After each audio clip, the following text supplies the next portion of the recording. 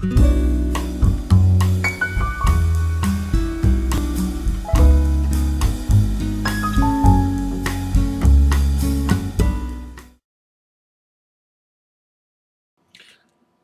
there, vinyl community and YouTube. JorgenS here. Hello there, John Bellamy. This is Respons for you and your 100 subscribers contest. Congratulations to your 100 subscribers. You earned each and every one of those. You have a great channel, so it's going to be an honor to do a response for your contest that was about inheritance. What you had 3 questions, and they were very tough because I have very little experience when it comes to having inherited records, and I haven't given much thought at all to what to do with the records once my life is over. That is not the subject that I have been thinking much about until you started this contest, actually. But one thing at a time. First of all, you wanted to know about records that we had gotten from our beloved ones after their death. And that was a tough one, because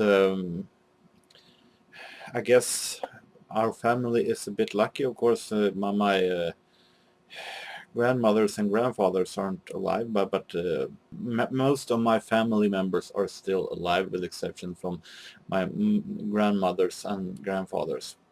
And so I haven't inherited all that much, but I have a few examples. First of all, I'm going to show 2 DVDs as a, call it a preview of the real thing that I'm going to show. Last autumn, a good friend of mine, or should I say a good friend of the family, Christer Wickberg, died. He was a good friend of mine, and we used to sit down and talk about records. He was very interested in records, and he had a lot of records. I got many records from him for free during when he was alive. So we talked about record fairs, where to buy records, record sleeves, old records, and so on. And unfortunately, he passed away last October. So a month after that, my father came to me and said that he had a couple of things that he wanted me to have, and that Christer, he knew that Christer wanted me to have. Even though he knew that it might not be my favorite artists, and it isn't, it is more suitable that I have it than my sister, because as the collector I am. And it is 2 DVDs. This is Pink Floyd, The Dark Side.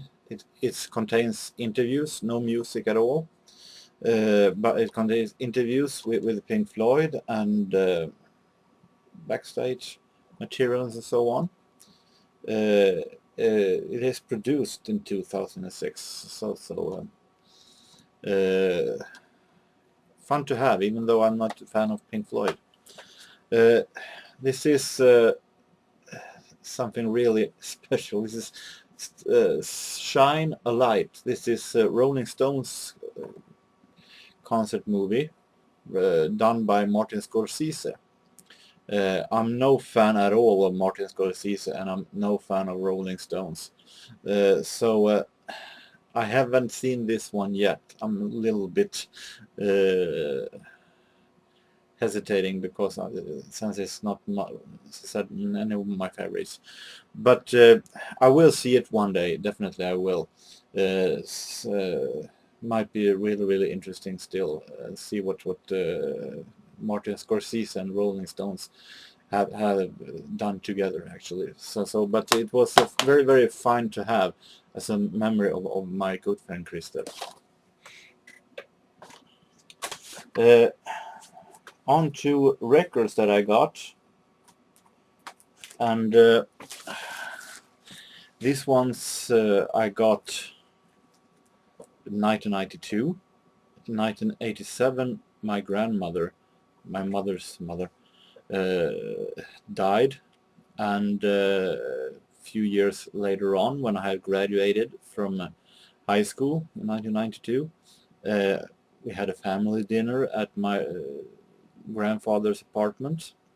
He had remarried, and he said to me that there were some records that I, as a child, was very interested in, and he knew that my grandmother wanted me to have those records.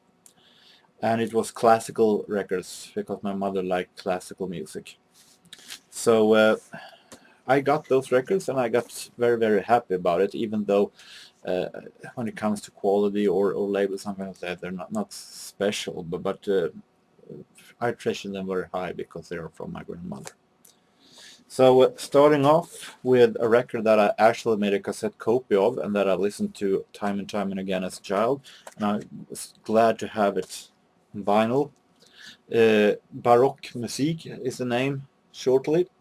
Baroque music is released on Kontrapunkt, is the Warehouse Åhléns, the Swedish Warehouse Åhléns own record label. Very much low budget release, but it's very, very great music, with as a compilation of Baroque hits. Having this also released on Kontrapunkt, Beethoven and String Quartet number 14, played by Vlach Quartet. Pretty good, actually. Really good, actually.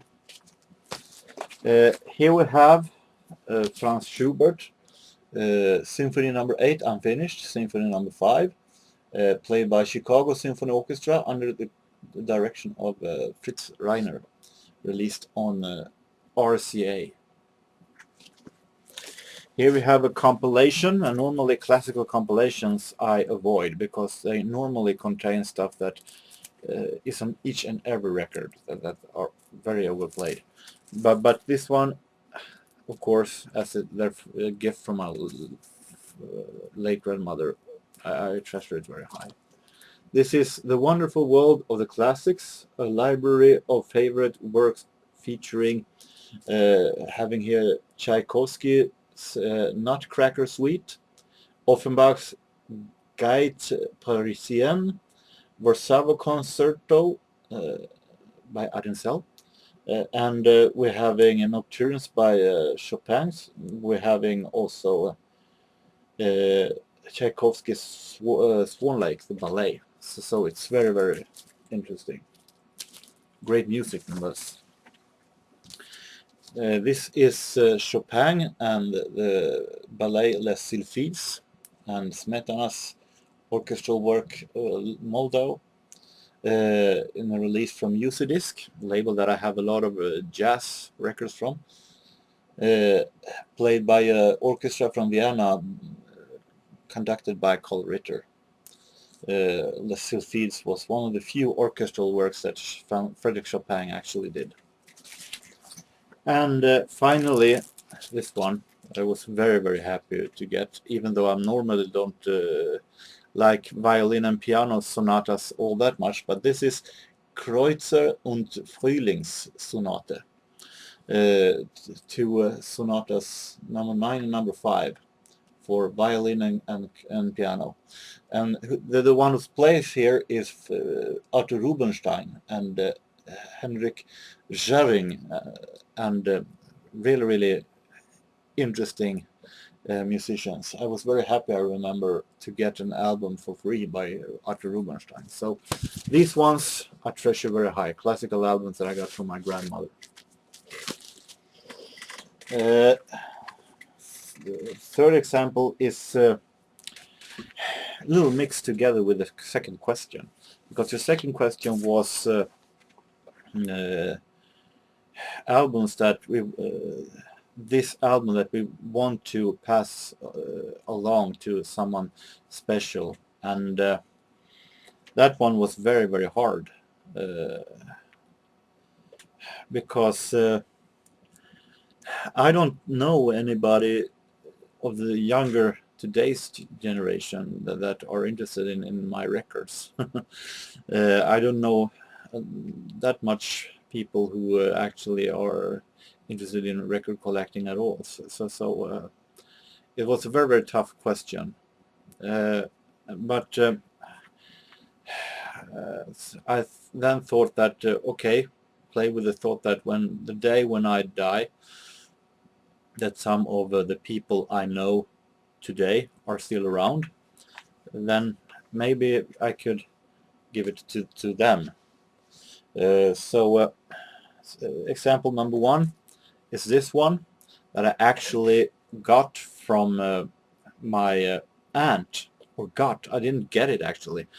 I borrowed it shortly before she died.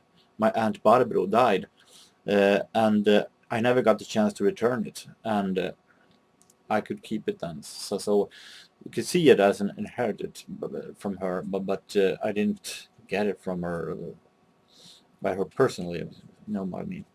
Björn Afzelius, Swedish prog and balladeer, and his album Innan tystnaden, Before the Silence.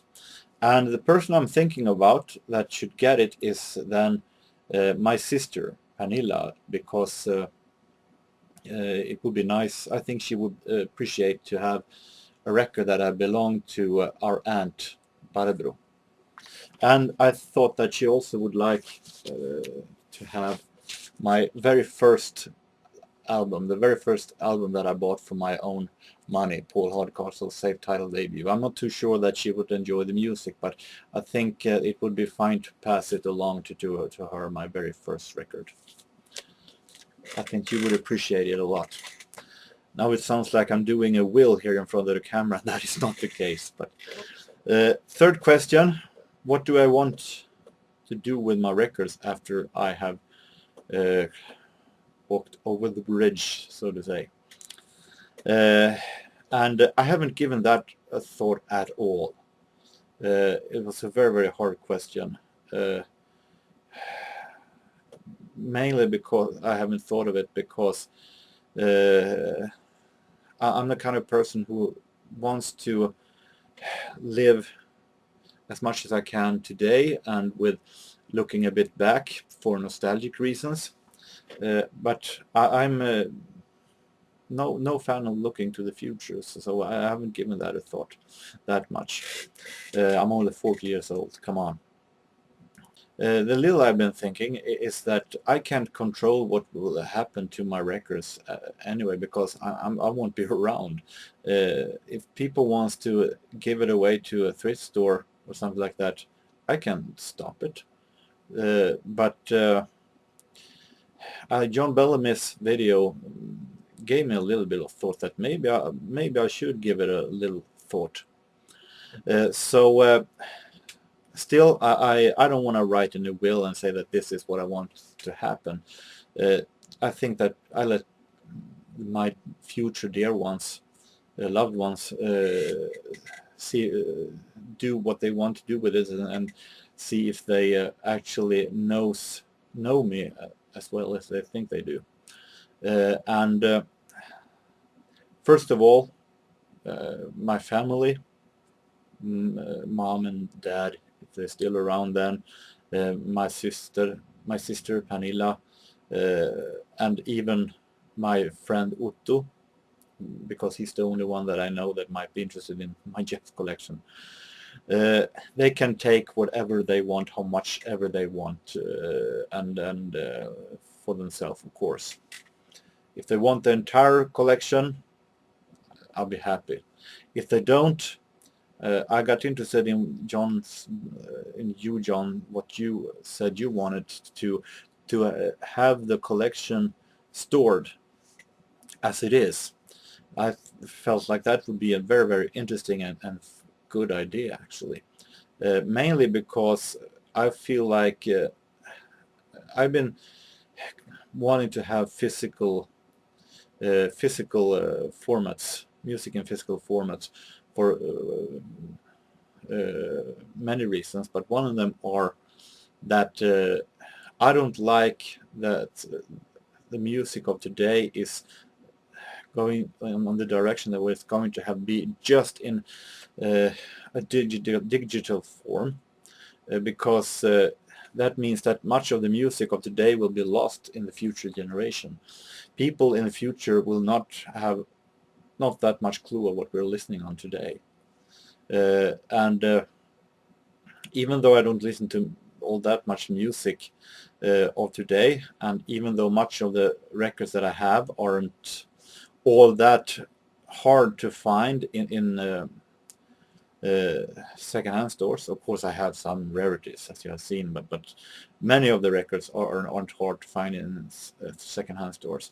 I still want to keep this for a future generation to actually to discover what music we'll listen to in our era, in our generation. People can listen to it, of course, but I want it to be as it is for a future generation to know what this is, the music that we listen to. Because that is what one of the things that I've been fighting for now during the digital era. So with that, I hope that you are satisfied with my answer, John, and everybody else, of course, also. I hope that you and everybody else have a really nice continuing of the week. And until next time, take care and bye-bye.